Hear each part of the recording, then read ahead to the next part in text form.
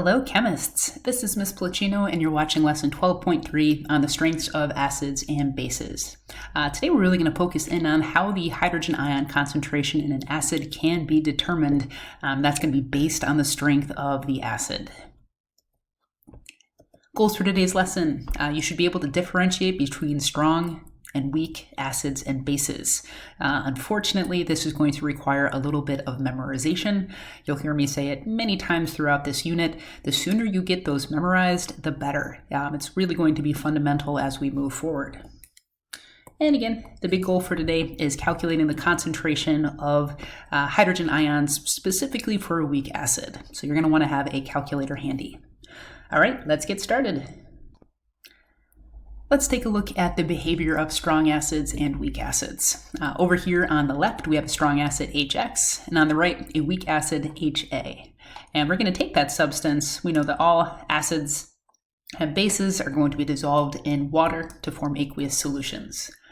So we'll take HX, we'll dissolve it in water, and we'll kind of just observe what happens. We can see the H plus and X minus ions separating or dissociating from one another, and the water grabs that spare proton to become H3O plus. Our strong acid, exclusively ions are produced. There's no more HX left over, it's all ions in solution. If we take a look at a weak acid, in this case HA,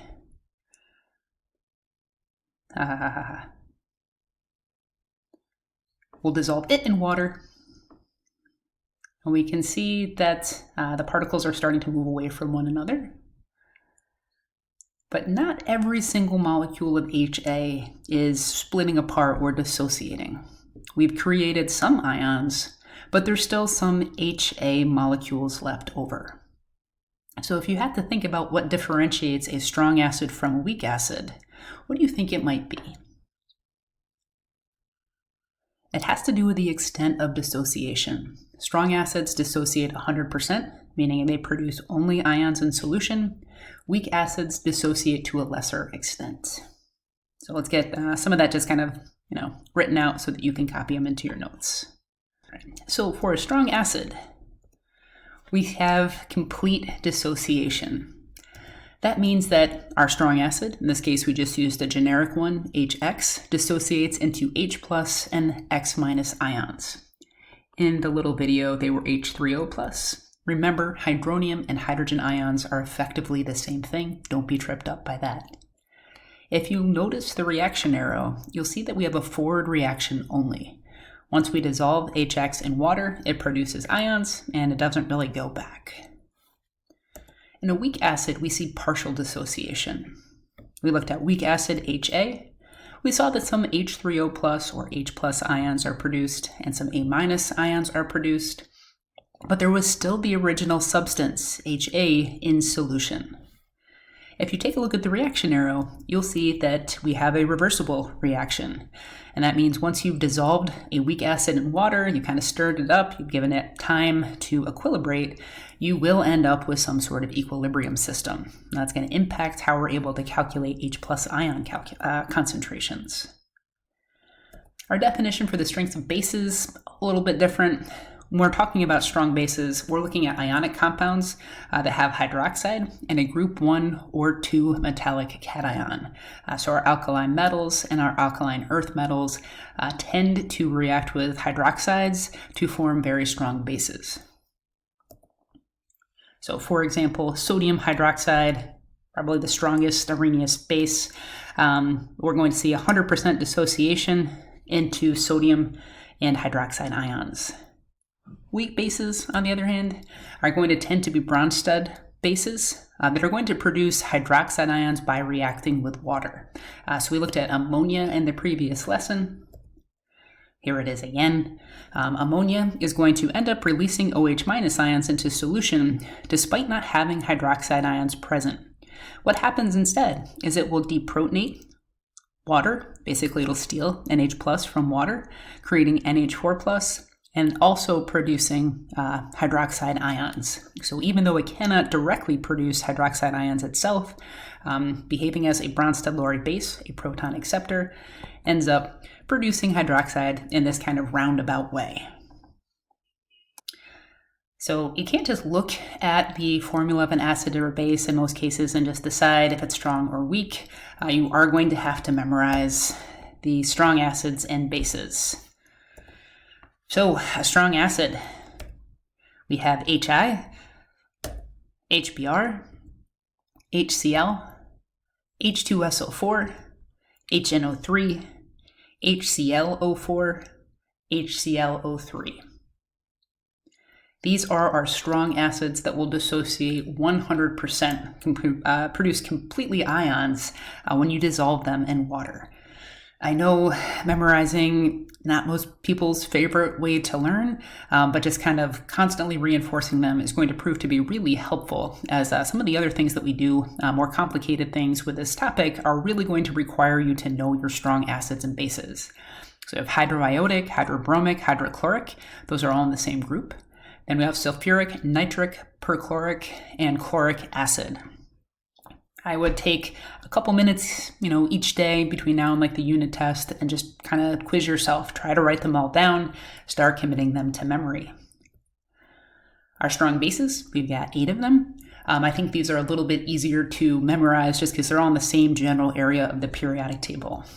Calcium hydroxide, strontium hydroxide, barium hydroxide. Those are all group 2 metals bonded with hydroxides. Lithium hydroxide, sodium hydroxide, potassium hydroxide, rubidium hydroxide, and cesium hydroxide. Oh, those are all the group 1 metals bonded to hydroxide. Again, commit them to memory. It is going to be important as we start to do more complicated, involved both calculations and reactions. So the sooner you can commit these to memory, the better. I know I sound like a broken record. That will continue until the end of the unit. Sorry, chemists. So one of the big things that I want to take care of this lesson is talking about how to calculate the concentration of H+ ions. We're going to need that moving forward when we talk about calculating pH.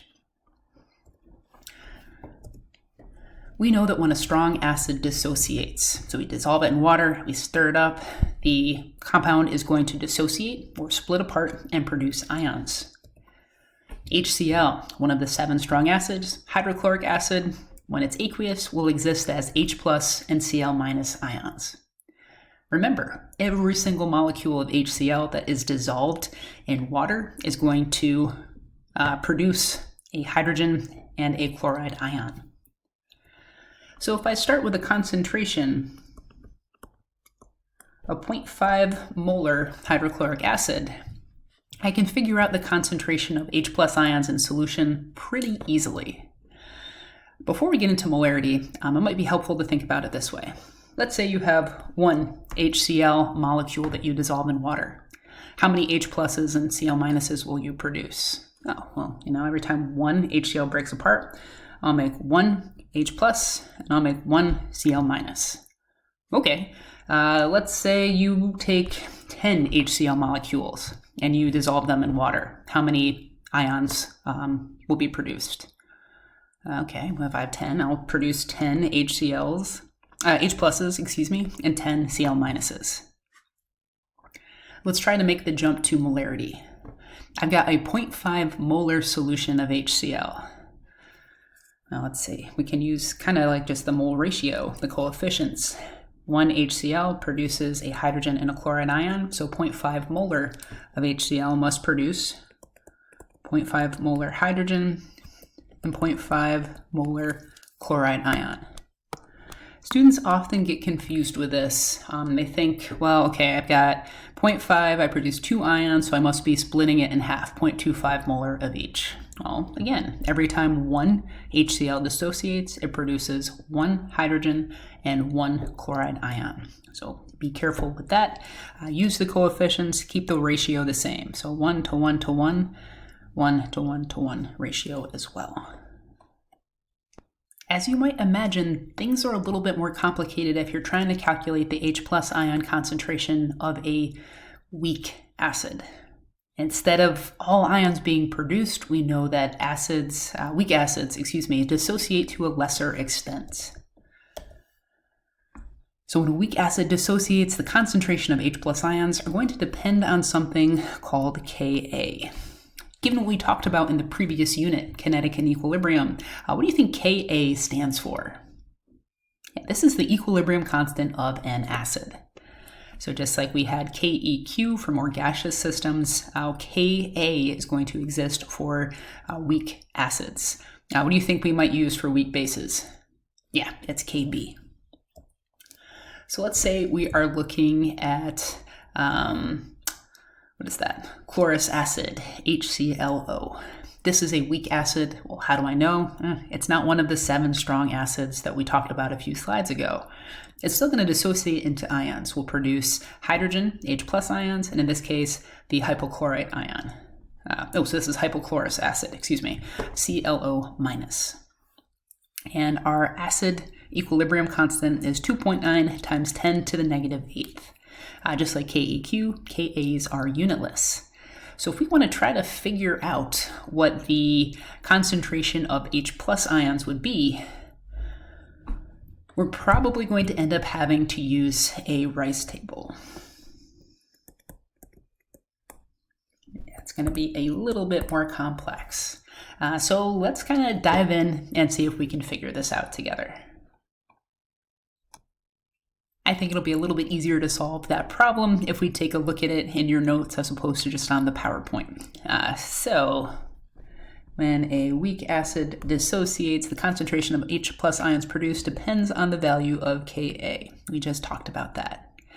So we've got our equation again, our value of Ka, and just in case you're a little bit rusty with equilibrium expressions, remember it's always the concentration of the products divided by the concentration of the reactants. Coefficients will become exponents. I personally think that trying to write our equilibrium expressions and solve for them for acids tends to be much easier than what we saw in the previous unit. And we'll kind of talk about why in just a moment. So we know the concentration of our HClO. It is 0.50 molar. And initially, we shouldn't have any hydrogen or hypochlorite ions floating around in solution. We know once the substance gets dissolved, we're going to lose some quantity of our HClOs. We will dissociate.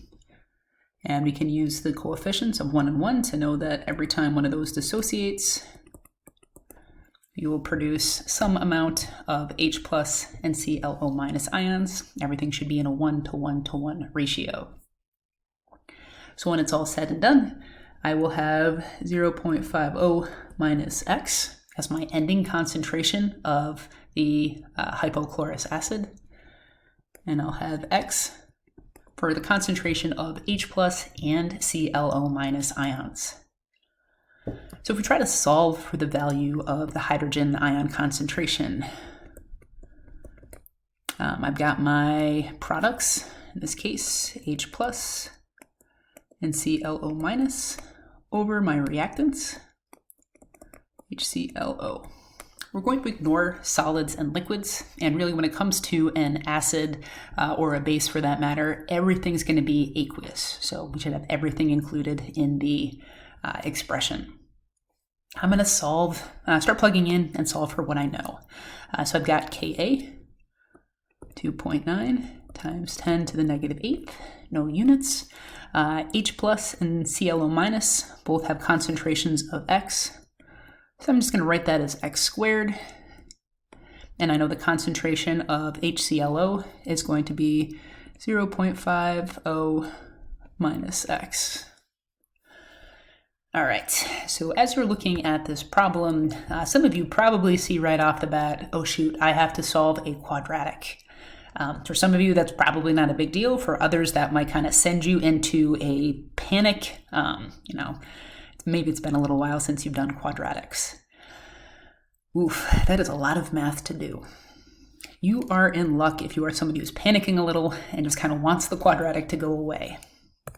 Generally, the value of X is extremely small compared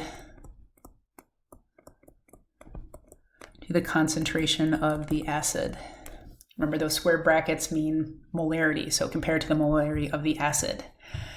Well, how small is extremely small? For our purposes, it's small enough so that when you take 0.50 minus x, it's still so close to 0.5 that there's really no reason to jump through all the hoops of the quadratic equation. So generally, this x value can simply be ignored. And that's going to make things a lot easier to figure out. So I will just kind of, draw a bigger x, I guess, over that, kind of signifying that we don't need to use it. And now this should clean up a whole lot more nicely. So let's go ahead and grind through that calculation and see what we come up with. So I can take my 0.5 times my 2.9 times 10 to the negative 8th. I'd come up with 1.45 times 10 to the negative 8th is equal to x squared. Of course, I take the square root of both sides. X should be equal to a very small number, 1.2 times 10 to the negative 4th. So X is the concentration of the H plus ions.